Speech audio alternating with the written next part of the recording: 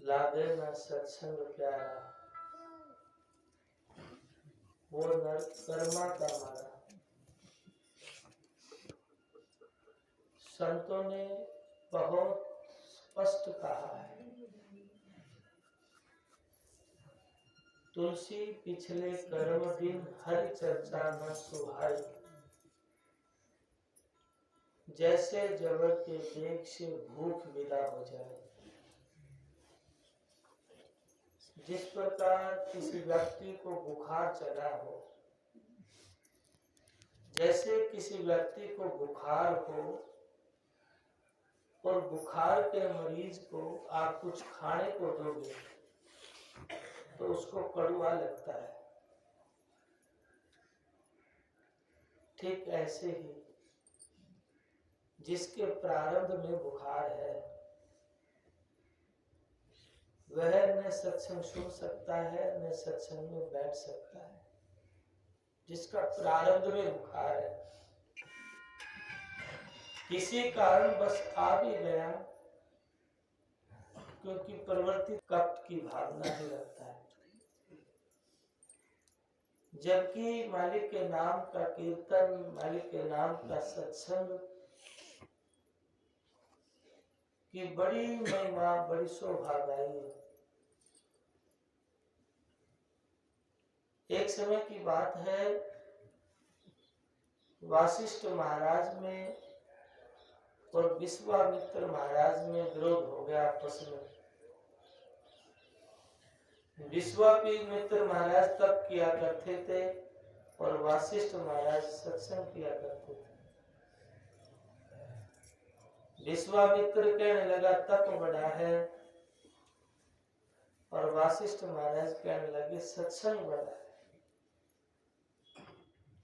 दोनों में बड़ी बहस हो गई और वो निदान करवाने के लिए ब्रह्मा जी के पास पहुंचे। ब्रह्मा जी ने कहा आओ ऋषियों आओ, कैसे आना हुआ? दोनों ने कहा महाराज हम निर्णय करवाने के लिए आए हैं। तप बड़ा, सत्संग बड़ा है। ब्रह्मा जी ने दोनों की बात टाल दी और कहा कि आप जाइए, महेश जी महाराज इसका निर्णय करेंगे। महेश के पास गया, उन्होंने विष्णु के पास भेज दिया। विष्णु महाराज ने शेष महाराज के पास भेज दिया। दोनों को देख के कहने लगे आओ ऋषियों, बड़े ऋषि थे दोनों, आओ ऋषियों कैसे आना हुआ? महाराज हम निर्णय करवाने के लिए आए, तप बड़ा कि सत्संग बड़ा है।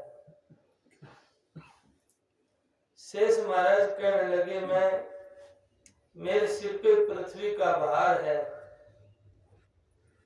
और मेरी गर्दन टूटी जा रही है, मैं निर्णय कैसे कर सकता हूं? आप में से कोई व्यक्ति ऐसा हो इस बाहर को अपने कंधों पे ले, सिर पे ले, तो मैं निर्णय कर दूंगा। आप जानते हैं सत्संग जिनके हृदय में आंतरिक लगाव होता है सत्संग के प्रति, उस व्यक्ति में शील, क्षमा, संतोष आ जाता है। उत्तेजना, क्रोध, विरोध नहीं होता, ये स्वाभाविक है। ऊपर से पूजा पाठ, गीत गाने वाले तो बहुत होंगे, लेकिन जिन्होंने हृदय से संतों की वाणी को स्वीकार किया है, स्वाभाविक उनके हृदय में सरलता आ जाती है और तपस्वी के अंदर अहंकार आता है। अपनी तपस्या का फल चाहिए। एक तपस्वी बड़ी शिला पे बैठ करके तपस्या करने लगा। 100 वर्षों तक तपस्या की। तपस्या प्रमाण हुई, आवाज आई, ऐ तपस्वी मांग ले, क्या चाहिए? तपस्या का फल चाहिए या बख्शीश चाहिए? तपस्वी ने कहा नहीं, बख्शीश नहीं चाहिए, मैंने तो मेरी तपस्या का फल चाहिए। फिर आवाज आई, तपस्वी बख्शीश चाहिए या फल, देख लो। नहीं, मुझे बस मेरी तपस्या का फल चाहिए। जिस बड़ी शिला के ऊपर बैठ करके तपस्वी ने तपस्या करी थी, वो शिला उसके सामने प्रकट हो जाती है। महाराज, ये तपस्वी हिसाब में फंस चुका है, इसको कहो कि पहले मेरा हिसाब करो। मेरे ऊपर बैठ करके 100 वर्षों तक तपस्या करी है, पहले 100 वर्ष मेरे को अपने सिर पर रखे। तपस्वी का अहंकार चूर चूर हो गया। कहने लगा नहीं महाराज, मैंने बख्शीश चाहिए। और हम साधारण यही करते हैं, जो भी मंदिर गुरुद्वारे व्रत पूजा जब तक करते हैं तो उसके पीछे हम फल मांगने की मांग करते हैं, जबकि गुरु का लाल फल नहीं मांगता, सदगुरु की मेहर मांगता है, रजा मांगता है। तेरी रजा मंजूर है, आपकी मेहर बनी रहे। दुख सुख आएंगे चले जाएंगे, लेकिन आपकी मेहर होगी तो ये जीव जन्म जन्म के दुखों से छूट सकता है। गुरु मेहर करें, जब कागा से हंस बना दे। सदगुरु की प्यारी सा संग जी, तपस्वी थोड़ा सा क्रोध स्वभाव का होता है, तो उसी प्रवृत्ति के नाते विश्वामित्र महाराज कहने लगे, एकदम मैंने 88,000 वर्ष की तपस्या करी है, मैं आधा फल देता हूं, पृथ्वी रुक जा। पृथ्वी नहीं रुकी, रसातल की तरफ जाने लगी। फिर विश्वामित्र ने कहा, मैं 88,000 वर्ष का तप देता हूं, पृथ्वी रुक जा। पृथ्वी नहीं रुकी। वासिष्ठ महाराज कहने लगा, मैं आधी घड़ी का सत्संग देता हूं, पृथ्वी माता रुक जाए। पृथ्वी वहीं रुक गई। थोड़ी देर के बाद शेष महाराज ने अपनी पृथ्वी ले ली। तो विश्वामित्र महाराज कहने लगे, महाराज निर्णय करो। शेष महाराज ने कहा, निर्णय तो हो चुका है। क्या? 88,000 वर्ष के तप से पृथ्वी नहीं रुकी, और आधी घड़ी के सत्संग से पृथ्वी वहीं रुक गई। तो संतों ने कहा, सत्संग की आधी घड़ी, तप के वर्ष 1000, फिर भी नहीं बराबरी संतन कियो विचार। जे कोई व्यक्ति सत्संग आधी घड़ी बैठ के भी और वो वाणी काम कर दी, उसके जीवन में बदलाव ला सकती है। आधी घड़ी का सत्संग भी तप के 1000 वर्षों के से भारी होता है। सदगुरु की प्यारी सासंग जी, नितानंद सत्संग है भवसागर की नाव, और न मार्ग मुक्ति का कोटि करो उपाव। सत्संग ही भवसागर से पार होने की नौका है। सत्संग के बिना चाहे हम करोड़ों उपाय करें, इस जीव आत्मा का कल्याण नहीं हो सकता है। सत्संग के बिना ये आत्मा जो जन्म मरण के बंधन में पड़ी है, ये मुक्त नहीं हो सकती है। इसलिए नित्यानंद सतगुरु महाराज कहते हैं, सदगुरु कहे पुकार के सदा करो सत्संग। सदगुरु पुकार के कहते हैं कि सदा सत्संग करो, हर वक्त सत्संग, अपना आहार व्यवहार विचार को ठीक करके। ये भी बड़ी तपस्या है। हर वक्त चिड़चिड़ापन, क्रोध में रहना ये शोभा नहीं देता है। जो नाम की कमाई करते हैं, मालिक से नाता जोड़ते हैं, तो सीख समा संतोष भी धारण करें। ये मानव जीवन का जो अवसर है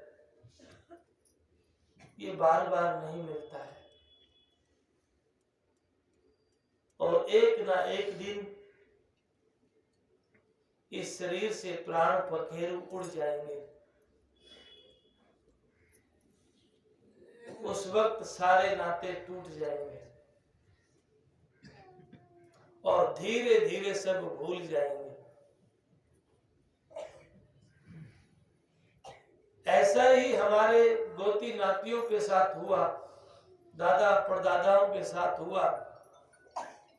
कभी कहते थे मैं मेरा, और आज ये घर तेरा ना मेरा, चिड़िया रैन बसेरा। आज संत कहते हैं ये सराय है, और संत और भी स्वामी नित्यानंद और भी आगे जाके बोलते हैं ये घर भी सराय है और ये तन भी सराय है, और इस सराय में जीव मुसाफिर है। तन सराय में जीव मुसाफिर करता रहे दिमाग रे, रैन बसेरा कर ले डेरा, चले सवेरा जाग रे।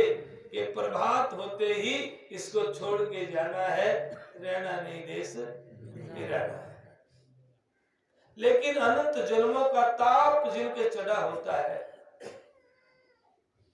माया 10वें दरवाजे से भी जीव को वापस ले आती है। जोग धारणा लगाए के पहुंचे 10वें द्वार, रिद्धि सिद्धि के रूप में माया लिए उतार। जोग धारणा लगा के 10वें द्वार तक जीव पहुंच जाता है, माया मान बढ़ाई में अटका करके, चमत्कारों में अटका के इस जीव को वापस ले आती है। इसलिए संभल के विचार करके सदगुरु का होके जड़ा नाम की कमाई करता है, सिमरन करता है, उस जीव का कल्याण हो जाता है। सदा सदा के लिए जीवन मुक्त हो जाता है, जन्म मरण के बंधन से छूट जाता है, काल जाल से बच जाता है। नहीं तो काल की चक्की से कोई जीव बच नहीं पाया। काल मरोड़े देवता पैगंबर और पीर, नित्यानंद कोई थिर नहीं जिन जिन धरा शरीर।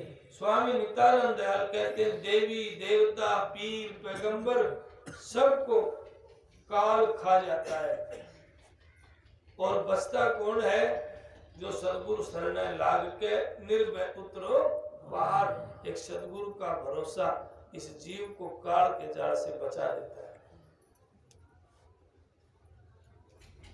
जिसके पल्ले नाम की कमाई, नाम की दौलत है,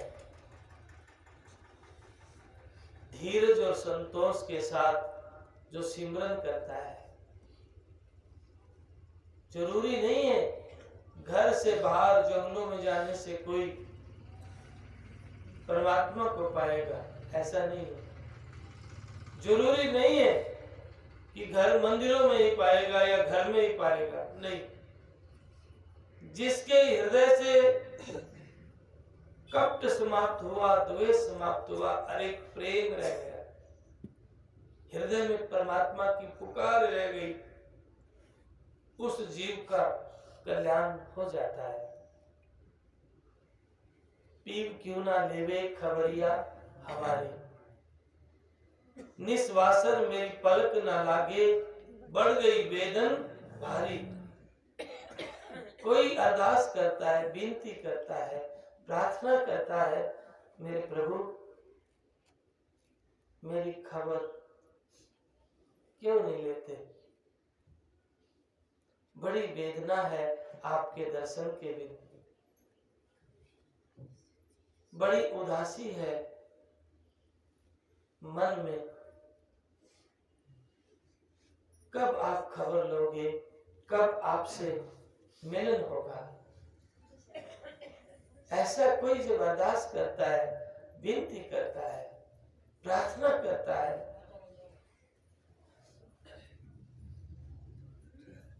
तो सद्गुरु की प्यारी शासन जी, निस्वासर मेरी पलक न लागे, बढ़ गई वेदन भारी। जिनके हृदय में ऐसा भाव होता है कि कब मिलना होगा, उस परम पिता परमात्मा का कब दर्शन होंगे, उसके बिना शरीर में बड़ी वेदना है, बड़ी पीड़ा है।